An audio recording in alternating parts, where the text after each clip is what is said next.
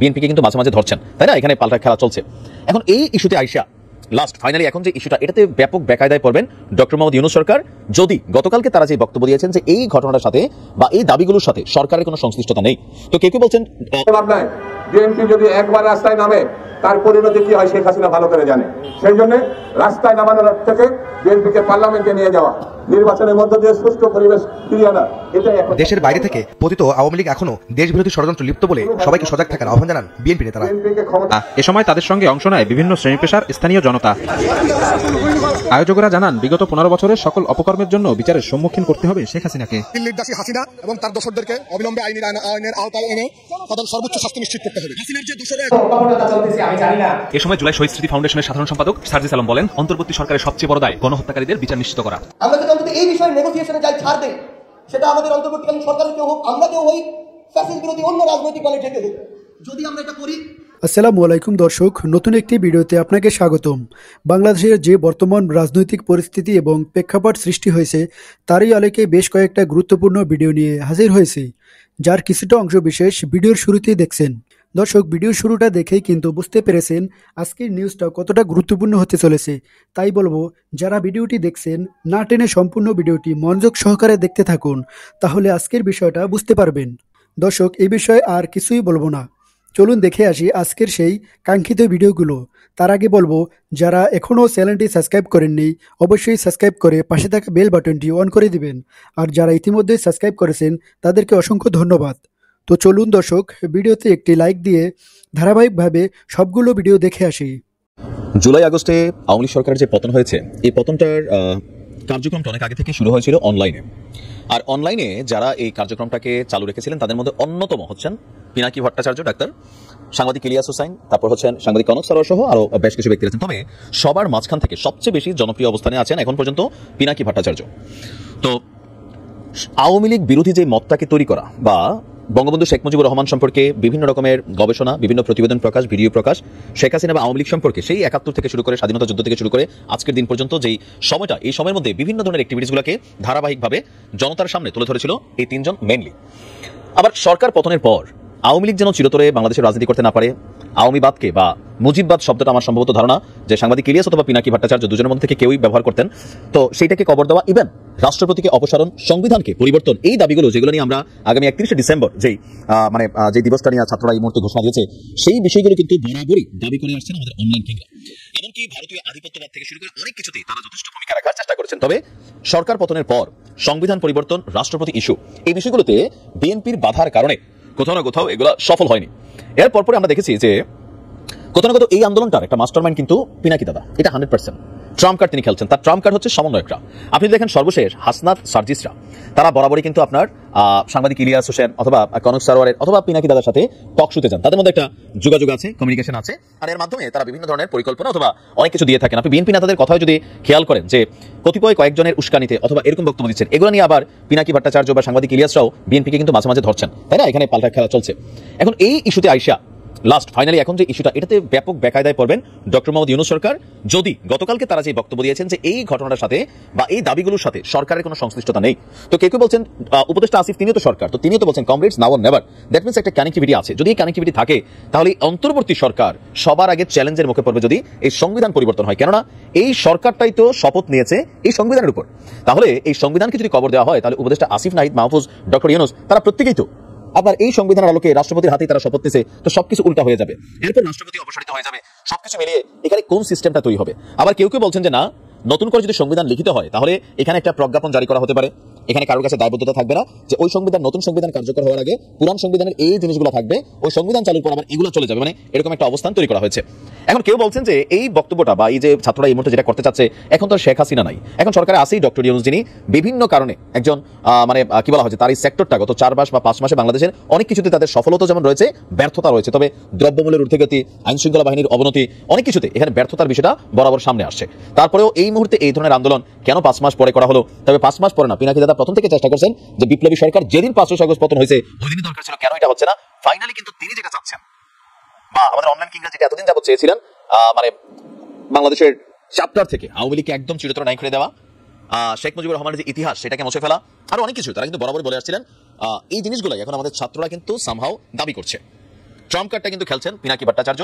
কিন্তু প্রশ্ন হচ্ছে দিন শেষে কতটুকু সফল হবেন, কারণ তারা প্রথম আলো ডেইলি স্টার বন্ধ করতে চেয়েছিলেন, সেখানে বিএনপির অবস্থান খুবই অনড় ছিল, তো এটা তো তারা সফল হননি। এই যে ব্যর্থতা, সেখান থেকে জিদ হইতে পারে, গোসা হইতে পারে, যেন আবার বড় আকার একটা ট্রাই করি, হয়তো এটাই হচ্ছে। যারা বিশ্লেষকরা তারা এটাই ভাবছেন, দেখা যাক আসলে। টিএসসি এলাকায় গণঅভ্যুত্থানকালে অঙ্কিত গ্রাফিতি মুছে ফেলার প্রতিবাদে এবং দ্রুত শেখ হাসিনাকে দেশে ফিরিয়ে বিচারের সম্মুখীন করার দাবিতে রাজধানীর বিভিন্ন এলাকায় বিক্ষোভ করেছে ছাত্র জনতা। সোমবার বেলা 12টার দিকে রাজধানীর কারওয়ান বাজার এলাকায় পতিত প্রধানমন্ত্রী শেখ হাসিনার কুশপুত্তলিকা নিয়ে মিছিল করে ছাত্রদলের নেতাকর্মীরা। ঢাকা বিশ্ববিদ্যালয়ের টিএসসি এলাকায় গণঅভ্যুত্থানের সময় আঁকা গ্রাফিতি মুছে ফেলার প্রতিবাদে এই মিছিলের আয়োজন। পরে সার্ক ফোয়ারার চত্বরে শেখ হাসিনার প্রতীকী ফাঁসির আয়োজন করে তারা। এ সময় তাদের সঙ্গে অংশ নেয় বিভিন্ন শ্রেণী পেশার স্থানীয় জনতা। আয়োজকরা জানান, বিগত 15 বছরের সকল অপকর্মের জন্য বিচারের সম্মুখীন করতে হবে শেখ হাসিনাকে। দিল্লির দাসী হাসিনা এবং তার দোসরদেরকে অবিলম্বে আইনের আওতায় এনে তাদের সর্বোচ্চ শাস্তি নিশ্চিত করতে হবে। হাসিনার যে দোসররা এখনো লেলি আছে, আপনারা এদের সাথে পারবেন না। এদের সাথে পারতে হলে একমাত্র জাতীয়তাবাদী শক্তি পারবে ইনশাআল্লাহ। এদিন দুপুরে টিএসসিতেও শেখ হাসিনার গ্রাফিতিতে ঘৃণা প্রদর্শন করেন ঢাকা বিশ্ববিদ্যালয়ের শিক্ষার্থীরা। এ সময় ভারত থেকে ফিরিয়ে এনে শেখ হাসিনার বিচার নিশ্চিতের দাবি জানান তারা। আমাদের ঘৃণা স্তম্ভ হিসেবে ঘোষণা করেছি, সেখানে গণ জুতা নিক্ষেপ কর্মসূচি পালন করছি। না, আমাদের ঘৃণা যায় নাই, আমাদের ঘৃণা এখনো আছে। এগুলা যাবে না, হাজার হাজার বছর যাবে না। এই বাংলা মাটিতে খুনি হাসিনার বিচার হবে। ক্ষোভ তো আগেই ছিল, ক্ষোভের বহিঃপ্রকাশ আগে ছিল। আমার মনে হয় এটা হচ্ছে বিস্মৃতির বিরুদ্ধে স্মৃতির লড়াই। বিক্ষোভ কর্মসূচিতে অংশ নেওয়া সবাই পতিত আওয়ামী লীগ সরকারের দোসরদেরও বিচারের দাবি জানান। শফিক মুন্সি, সময় সংবাদ, ঢাকা। বিএনপিকে নিয়ে ষড়যন্ত্রকারীদের পরিণতি ভালো হবে না বলে হুঁশিয়ার করেছেন দলটির জ্যেষ্ঠ নেতারা। তারা বলেছেন, বিএনপি রাস্তায় নামলে কি হয় তা শেখ হাসিনা হারে হারে টের পাচ্ছেন। জনগণের ভোটে রাষ্ট্র পরিচালনায় সরকারকে দ্রুত নির্বাচনের রোডম্যাপ দেওয়ার আহ্বান জানান নেতারা। দেশ পরিচালনা নিয়ে নানামুখী বক্তব্যে রাজনৈতিক অঙ্গনে উত্তেজনা বিরাজ করছে। সংস্কার না নির্বাচন, কোনটা আগে তা নিয়ে তর্ক বিতর্ক চলছে রাজনৈতিক দলগুলোর মাঝে। এ নিয়ে বিএনপি নেতারা বরাবরের মতোই বলছেন, সংস্কার একটি চলমান প্রক্রিয়া, তাই নির্বাচিত সরকারই পারে রাষ্ট্র সংস্কার করতে। জাতীয় প্রেস ক্লাবের সামনে এক প্রতিবাদ সমাবেশে বিএনপি চেয়ারপারসনের উপদেষ্টা আব্দুল সালাম বলেছেন, কারা রাষ্ট্র পরিচালনা করবে তা সিদ্ধান্ত নেবে জনগণ, তাই দ্রুত নির্বাচনী রোডম্যাপ দিতে হবে অন্তর্বর্তী সরকারকে। ভোটের মাধ্যমে জনগণের ম্যান্ডেটের মাধ্যমে পরিষ্কার হবে দেশ কিভাবে পরিচালিত হবে। কোন একক কারো চিন্তায় না, দেশের মানুষের ভাগ্য মানুষকে নির্ধারণ করতে দেয়। সেটার জন্য রোড ম্যাপ দেন, কবে নির্বাচন হবে, দেশ কিভাবে চলবে, রাজনীতিবিদদের নিয়ে বসেন, আরো যদি কোন স্টেক হোল্ডার থাকে তাদেরকে নিয়ে বসেন, একসাথে বসে রাউন্ড টেবিল কনফারেন্স করেন, সবার মত নেন। আপনার এই ক্যাপিটাল গভর্নমেন্ট আপনার কি মত আছে সেটা আপনি প্রকাশ করেন, তারপরে আলোচনার মাধ্যমে আপনি ঠিক করুন। আর তা না হলে গণতন্ত্র না থাকলে ষড়যন্ত্র থাকবে। একই অনুষ্ঠানে বিএনপির ভাইস চেয়ারম্যান শামসুজ্জামান দুদু হুঁশিয়ারি করে বলেছেন, যারা বিএনপিকে নিয়ে ষড়যন্ত্র করছে তাদের পরিণতি হবে ভয়ঙ্কর। সব ষড়যন্ত্র মোকাবেলায় দ্রুত নির্বাচন দিতে সরকারের প্রতি তাগাদাও দেন এই নেতা। নির্বাচন ছাড়িয়ে দিয়ে বন্ধ করে তারা ভিন্ন পথে দেশকে নিয়ে যেতে চায়। কেউ কেউ নতুন দল গঠনের মধ্যে দিয়ে ক্ষমতা যেতে চায়, এটা আমাদের আপত্তি নাই। দল যে কেউ গঠন করতে পারে, নির্বাচনও যে কেউ করতে পারে, কিন্তু বিশেষ মহল থেকে বিশেষ উদ্যোগে বিশেষভাবে দল গঠনের নামে একটি বিশেষ পরিস্থিতি সৃষ্টি করি বিএনপিকে ঠেকানোর জন্য, বিএনপিকে ধ্বংস করার জন্য, যেটা 1/11 থেকে শুরু হয়েছিল, আবার এখন কিছু কিছু আলামত দেখা দিচ্ছে। বিএনপিকে যারা ঠেকাচ্ছে তাদের উদ্দেশ্য কিন্তু এইসব করে কোনো লাভ নাই, এইসব করে কোনো লাভ নাই। বিএনপি যদি একবার রাস্তায় নামে তার পরিণতি কি হয় শেখ হাসিনা ভালো করে জানে।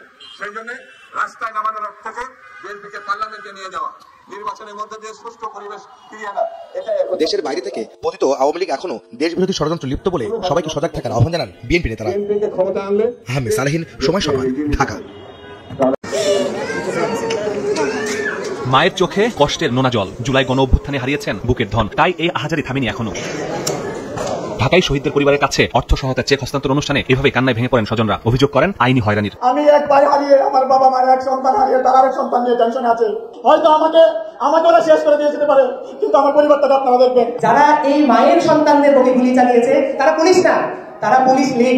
পুলিশ লীগকে আইনের আওতায় আনতে কেন এত কপটতা চলতেছে আমি জানি না। এ সময় জুলাই শহীদ স্মৃতি ফাউন্ডেশনের সাধারণ সম্পাদক সার্জিস আলম বলেন, অন্তর্বর্তী সরকারের সবচেয়ে বড় দায় গণহত্যাকারীদের বিচার নিশ্চিত করা। আমরা যদি অন্তত এই বিষয়ে নেগোসিয়েশনে যাই ছাড় দেই, সেটা আমাদের অন্তর্বর্তীকালীন সরকারের কেউ হোক, আমরা কেউ হই, ফ্যাসিস্ট বিরোধী অন্য রাজনৈতিক দলের থেকে হোক, যদি আমরা এটা করি অবশ্যই আজকে হোক, 5 বছর পরে হোক, 10 বছর পরে হোক, এই পাপের শাস্তি আমাদের ভোগ করতেই হবে। অনুষ্ঠানে সরকারের অবস্থান তুলে ধরেন উপদেষ্টারা, জানান দেশের মাটিতেই হবে শেখ হাসিনার বিচার, পাশাপাশি পুনর্বাসন করা হবে শহীদ পরিবারকে। হত্যাকারী খুনি হাসিনা এবং তার পুলিশ বাহিনী এবং যারা এটার সাথে জড়িত ছিল প্রত্যেকের বিচার করা, এই বিচার হতেই হবে বাংলাদেশের মাটিতে। সরকারের পক্ষ থেকে আরো আর্থিক শহীদ পরিবারদের জন্য আর্থিক সহায়তা এবং যে চিকিৎসার জন্য আহতদের জন্য চিকিৎসার সহায়তা করতে হবে। যার দুটা চোখ চলে গেছে তার মানসিক অবস্থাটা কি, তাকে মানসিক শক্তি যোগান দেওয়া, তাকে একটা কাজ দেওয়া, এই সবগুলো কাজই করতে হবে। এ সময় আইন উপদেষ্টা জানান, আদালতে অনেক ভুয়া মামলা হচ্ছে। জুলাই শহীদদের মামলা সহ আইনি সহায়তা দিতে 7 দিনের মধ্যে গঠন করা হবে আলাদা সেল। মানবতা বিরোধী অপরাধ, হত্যার অপরাধ, এই হত্যার অপরাধের বিচারের দাবি, বিচারের প্রত্যাশা, এটা কিন্তু ব্যবসা হয়েছে আমাদের সমাজে। এদেরকে আমরা চিহ্নিত করবো, অবশ্যই তাদেরকে জবাবদিহিতার আওতায় আনতে হবে। প্রথমে আমাদের শুদ্ধভাবে মামলা করতে হবে। আমাদের আইন মন্ত্রণালয়ের পক্ষ থেকে যে লিগাল একটা সেল করে দিব, এটাও তোমাদেরকে আমি কথা দিচ্ছি 7 দিনের মধ্যে করে দিব। ঢাকার 77 শহীদ পরিবারকে আর্থিক সহায়তা চেক তুলে দেয় জুলাই শহীদ স্মৃতি ফাউন্ডেশন। মাসুদুর রহমান, সময় সংবাদ, ঢাকা। বুধবার গভীর রাতে সচিবালয়ের 7 নম্বর ভবনে লাগা আগুনের ঘটনায় পুড়ে যায় 5টি মন্ত্রণালয়ের নথি, আসবাবপত্র সহ সবকিছু। এ ঘটনায় গঠিত উচ্চ পর্যায়ের তদন্ত কমিটিকে 3 কার্যদিবসের মধ্যে প্রাথমিক তদন্ত রিপোর্ট জমা দেওয়ার নির্দেশনা দেওয়া হয়। তবে তদন্ত রিপোর্ট এখনো প্রস্তুত করতে পারেনি তদন্ত কমিটি। আরও পরীক্ষা নিরীক্ষা শেষে মঙ্গলবার বিকেলে প্রাথমিক তদন্ত রিপোর্ট প্রধান উপদেষ্টার কাছে জমা দেওয়ার কথা জানিয়েছেন তদন্ত কমিটির প্রধান ও স্বরাষ্ট্র মন্ত্রণালয়ের সিনিয়র সচিব। কিছু জিনিস আমাদেরকে ল্যাবরেটরিতে টেস্ট করা হচ্ছে, কিছু টেস্ট করা হয়েছে, আবার আজকেও কিছু আলামত দেওয়া হচ্ছে, সেগুলো টেস্ট করা হয়েছে। তো সেই জন্য আমাদের প্রাথমিকভাবে 30 তারিখ পর্যন্ত টাইম দেওয়া হয়েছিল, ক্যাবিনেট থেকে অনুমতি নিয়েছি, টাইমটা একটু বাড়িয়ে দেওয়া হয় আমাদের। কিছু জিনিস আছে যেগুলো ক্যাপাসিটি আসলে আমাদের দেশের নাই, এখন সিদ্ধান্ত নিয়েছি আমরা সব পাঠাবো, বিদেশে যেখানে এটা সুবিধা আছে সেখানে পাঠাবো। এ বিষয়ে সচিবালয়ে গৃহায়ন ও গণপূর্ত বিভাগের উপসহকারী প্রকৌশলী জানিয়েছেন, আগুনে ভবনটির প্রতিটি তলায় থাকা অন্তত 45 থেকে 50টি করে কক্ষ পুড়েছে। 40-50টা করে এবারে যে রুম আছে ছোট বড় মিলে 4টা ফ্লোর ক্ষতিগ্রস্ত হয়েছে। সংস্কার পুরোপুরি যখন রিপোর্ট দিবে, অ্যাসেসমেন্ট করে যে কি কি ক্ষতিগ্রস্ত এবং কি ধরনের ক্ষতিগ্রস্ত হয়েছে সেইগুলো দেখার পরে রিপোর্ট দিলে হয়তো আমরা ধারণা করতে পারবো যে এতদিনের ভিতরে এটা সম্ভব ঠিক করা। ক্ষতিগ্রস্ত 5 মন্ত্রণালয়ের কর্মকর্তা কর্মচারীরা বিকল্প হিসেবে নগর ভবন, রেল ভবন সহ অন্যান্য ভবনে জরুরি কাজকর্ম চালিয়ে যাচ্ছেন বলেও জানান এই কর্মকর্তা। মিশন আশিস, সময় সংবাদ, ঢাকা।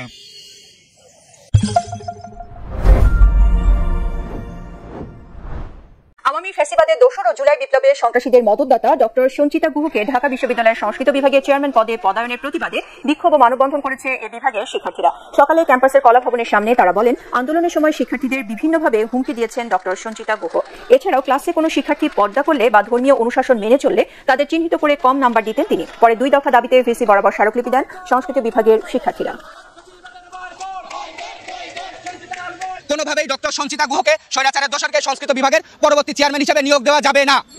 আমি অ্যাজ এ মুসলিম হিসেবে আমি আল্লাহর ফরজ বিধান পালন করি।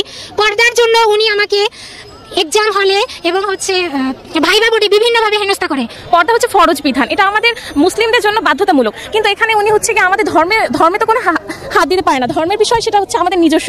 উনি ভাইবা বোর্ডে আমাদের মুখ খুলতে বাধ্য করে। উনি এমন একটা শিক্ষক ছিল যারা পর্দা করতো না, যেসব মুসলিম মেয়েরা উনি খুব পছন্দ করতো, কিন্তু কোনো মুসলিম ছেলে টুপি দাড়ি দেখলে, পর্দা দেখলে উনার সেখানে প্রবলেম হইতো। কেন আমরা কি কখনো ওনাকে বলেছি যে আপনি আপনার ধর্ম পালন করবেন না? তাহলে আমরা কেন আমাদের ধর্ম বা আমাদের পোশাক করতে পারবো না? এটা তো আমাদের ইচ্ছা। উনি যখন ওনার ভাই নির্মলেন্দু গুহ যখন মৃত্যুবরণ করেন, সেই উপলক্ষে উনি আমাদের কোনো ক্লাস নেন, ইভেন একটা 7 মিনিটের ভয়েস রেকর্ড দিয়ে পুরো সেমিস্টার শেষ করে দেন। ডক্টর সঞ্চিতা গুহ সেই ধরনের শিক্ষক আওয়ামী ফ্যাসিবাদের সময় যারা ঢাকা বিশ্ববিদ্যালয়ে তাদের আওয়ামী ফ্যাসিস্টের ক্ষমতা সম্পূর্ণ প্রয়োগ করছে, তার মধ্যে অন্যতম সঞ্চিতা গুহ। তার দাদা নির্মল গুহ ছিল তখন স্বেচ্ছাসেবক লীগের সভাপতি। তিনি তার দাদার পাওয়ার ব্যবহার করে এবং কলা ভবনের সহকারী প্রক্টর থেকে শুরু করে বিশ্ববিদ্যালয়ের বড় বড় পোস্টে বসেন এবং তিনি সেই সব পোস্টের সম্পূর্ণ অপব্যবহার করেন। বলতে আমাদের ঘৃণা লাগতেছে, তিনি আমাদের তৎকালীন সময়ে স্বেচ্ছাসেবক লীগ নেতার এক ফেসবুক পোস্টে কমেন্ট করেছিলেন যে আমাদের আর ছাড় দেওয়া হবে না। এতে তিনি সন্ত্রাসীদের প্রত্যক্ষভাবে এবং পরোক্ষভাবে সমর্থন জানিয়েছেন। সরকারি পেটোয়া বাহিনী, ছাত্রলীগের গুন্ডারা তার প্রত্যক্ষ মদতে হামলা করেছে। আমরা গিয়ে তার এই হামলার যথাযথ শাস্তি এবং বিচার চাই। জুলাই আগস্টে আওয়ামী লীগ সরকারের যে পতন হয়েছে, এই পতনটার কার্যক্রমটা অনেক আগে থেকে শুরু হয়েছিল অনলাইনে। আর অনলাইনে যারা এই কার্যক্রমটাকে চালু রেখেছিলেন তাদের মধ্যে অন্যতম হচ্ছেন পিনাকি ভট্টাচার্য ডাক্তার, সাংবাদিক ইলিয়াস হোসাইন, তারপর হচ্ছেন সাংবাদিক কনক সরোয়ার সহ আরো বেশ কিছু ব্যক্তি আছেন। তবে সবার মাঝখান থেকে সবচেয়ে বেশি জনপ্রিয় অবস্থানে আছেন এখন পর্যন্ত পিনাকি ভট্টাচার্য। তো আওয়ামী লীগ বিরোধী যে মতটাকে তৈরি করা বা বঙ্গবন্ধু শেখ মুজিবুর রহমান সম্পর্কে বিভিন্ন রকমের গবেষণা, বিভিন্ন প্রতিবেদন প্রকাশ, ভিডিও প্রকাশ, শেখ হাসিনা বা আওয়ামী লীগ সম্পর্কে সেই 71 থেকে শুরু করে স্বাধীনতা যুদ্ধ থেকে শুরু করে আজকের দিন পর্যন্ত যেই সময়টা, এই সময়ের মধ্যে বিভিন্ন ধরনের অ্যাক্টিভিটিসগুলোকে ধারাবাহিকভাবে জনতার সামনে তুলে ধরেছিল এই 3 জন মেইনলি। আবার সরকার পতনের পর আওয়ামী লীগ যেন চিরতরে বাংলাদেশের রাজনীতি করতে না পারে, আওয়ামীবাদকে বা মুজিববাদ শব্দটা আমার সম্ভবত ধারণা যে সাংবাদিক ইলিয়াস অথবা পিনাকি ভট্টাচার্য দুজনের মধ্যে থেকে কেউই ব্যবহার করতেন। তো সেইটাকে কবর দেওয়া, ইভেন রাষ্ট্রপতিকে অপসারণ, সংবিধানকে পরিবর্তন, এই দাবিগুলো যেগুলো নিয়ে আমরা আগামী 31শে ডিসেম্বর যে দিবসটা নিয়ে ছাত্ররা এই মুহূর্তে ঘোষণা দিয়েছে, সেই বিষয়গুলো কিন্তু বরাবরই দাবি করে আসছেন আমাদের অনলাইন কিংরা। এমনকি ভারতীয় আধিপত্যবাদ থেকে শুরু করে অনেক কিছুতেই তারা যথেষ্ট ভূমিকা রাখার চেষ্টা করেছেন। তবে সরকার পতনের পর সংবিধান পরিবর্তন, রাষ্ট্রপতি ইস্যু, এই বিষয়গুলোতে বিএনপির বাধার কারণে কোথাও না কোথাও এগুলো সফল হয়নি। এরপর আমরা দেখেছি যে কোথাও না কোথাও এই আন্দোলনটার একটা মাস্টারমাইন্ড কিন্তু পিনাকি দাদা, এটা 100%।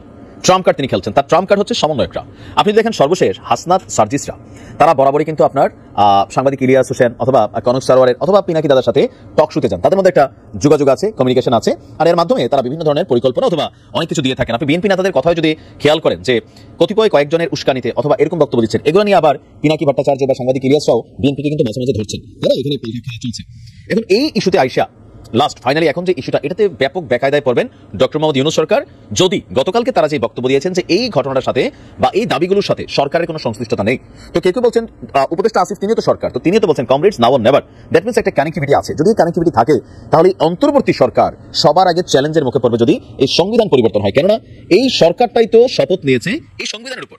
তাহলে এই সংবিধানকে যদি কবর দেওয়া হয় তাহলে উপদেষ্টা আসিফ নাহিদ, মাহফুজ, ডক্টর ইউনূস তারা প্রত্যেকেই তো আপনার এই সংবিধানের আলোকে রাষ্ট্রপতির হাতে তারা শপথ নিছে, তো সবকিছু উল্টা হয়ে যাবে, এরপর রাষ্ট্রপতি অপসারিত হয়ে যাবে, সবকিছু মিলিয়ে এখানে কোন সিস্টেমটা তৈরি হবে। আবার কেউ কেউ বলছেন যে না, নতুন করে যদি সংবিধান লিখিত হয় তাহলে এখানে একটা প্রজ্ঞাপন জারি করা হতে পারে, এখানে কারোর কাছে দায়বদ্ধতা থাকবে না যে ওই সংবিধান নতুন সংবিধান কার্যকর হওয়ার আগে পুরান সংবিধানের এই জিনিসগুলো থাকবে, ওই সংবিধান চালুর পর আবার এগুলো চলে যাবে, মানে এরকম একটা অবস্থান তৈরি করা হয়েছে।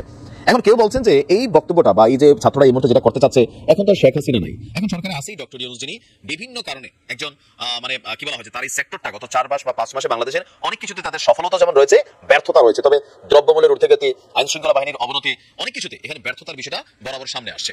তারপরেও এই মুহূর্তে এই ধরনের আন্দোলন কেন 5 মাস পরে করা হলো? তবে 5 মাস পরে না, পিনাকি দাদা প্রথম থেকে চেষ্টা করছেন যে বিপ্লবী সরকার যেদিন 5 আগস্ট পতন হয়েছে ওই দিনই দরকার ছিল, কেন এটা হচ্ছে না? ফাইনালি কিন্তু তিনি যেটা চাচ্ছেন বা আমাদের অনলাইন কিংরা যেটা এতদিন যাবত চেয়েছিলেন, মানে বাংলাদেশের চ্যাপ্টার থেকে আওয়ামী লীগকে একদম চিরতরে নাই করে দেওয়া, শেখ মুজিবুর রহমানের যে ইতিহাস সেটাকে মুছে ফেলা, আরো অনেক কিছু তারা কিন্তু বরাবর বলে আসছিলেন।